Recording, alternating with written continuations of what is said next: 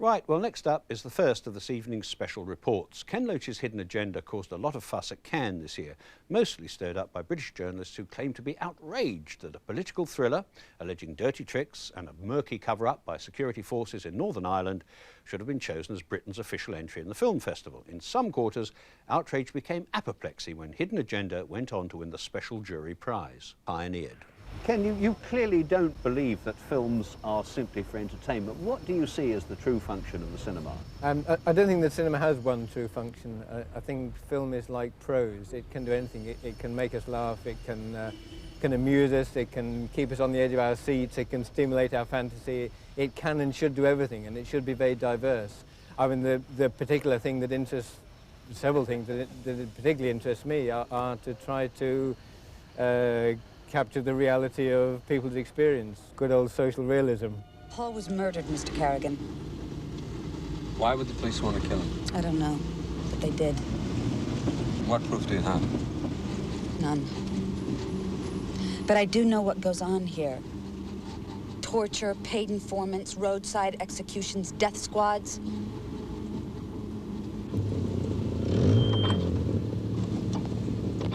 Brian, he's noted for improvisation. Was there a lot of that in Hidden Agenda? There was a bit. It had to be a fairly tight script because of certain legal difficulties, but it was really Jim wrote a very tight script. If you're playing a police officer, there isn't much room for a lot of improvisation because you have to ask fairly direct questions. But there was a sense of improvisation around how we played the scenes.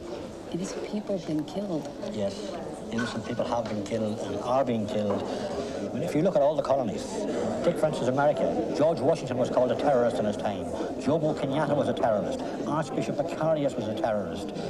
Unfortunately, colonies appear to have to fight for their freedom. He sent the group of us that were the Civil Liberties team to Belfast for a week before we started filming.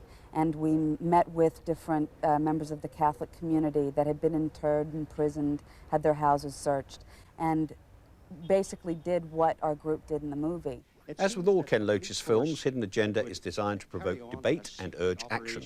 And as the reaction in Cannes showed, there are few subjects more certain to do that than the question of Northern Ireland. The majority of years it has been army occupation, there's been internment, there's been imprisonment without trial, and I'm afraid it has never reached a point of equilibrium, and it never will, because Ireland in the end is one country. Now perhaps we should let someone else have a question. By and large, in Britain, I mean, as you know, we only talk about Ireland in terms of suppressing terrorism. People here seem prepared to accept that there is a guerrilla war going on, which involves two sides, and that there's a real political problem which has to be addressed. And sure, the film attacks the British government. It attacks the British state rather than the British government, because all governments have both had a secret service which is out of control and failed to deal with the British presence in Ireland. A lot of people are going to say, well, this is political propaganda for Sinn Féin and the Republicans. They can say that. I think that the film is not really dealing with the IRA. I think it deals with a scandal on Watergate dimensions. I think that the shoot-to-kill policy, the political assassinations, the police and military corruption, the activities of security forces will provoke people to say, well, let's talk about it, let's discuss it, and above all, let's make these people accountable to us. It's been done in our name. I thought it was a very exciting film. It's very gripping, carries you along with it. And also, it's very true. I mean, all the elements in the film have actually happened, even though the story's fictional. So what I hope is that it will get across to British audiences something of the reality of what's happening in the North and carry them through the sort of imaginative gap that exists between Britain and the North of Ireland.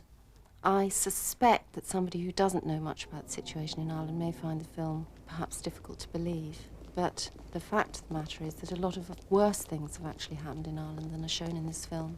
What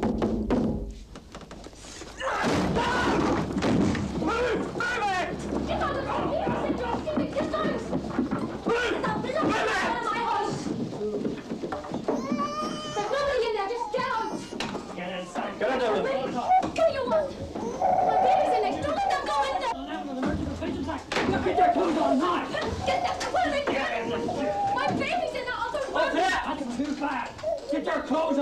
I think any film or any TV programme is putting a point of view.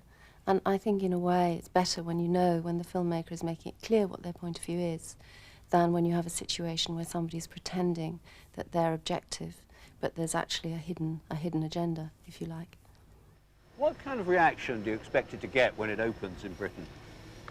I don't know what reaction it will get, really. I mean, I hope people enjoy it as a story, as a good story. I hope they find it engrossing while they watch the film. And then I hope when they leave the cinema, they start to think, well, is that really happening?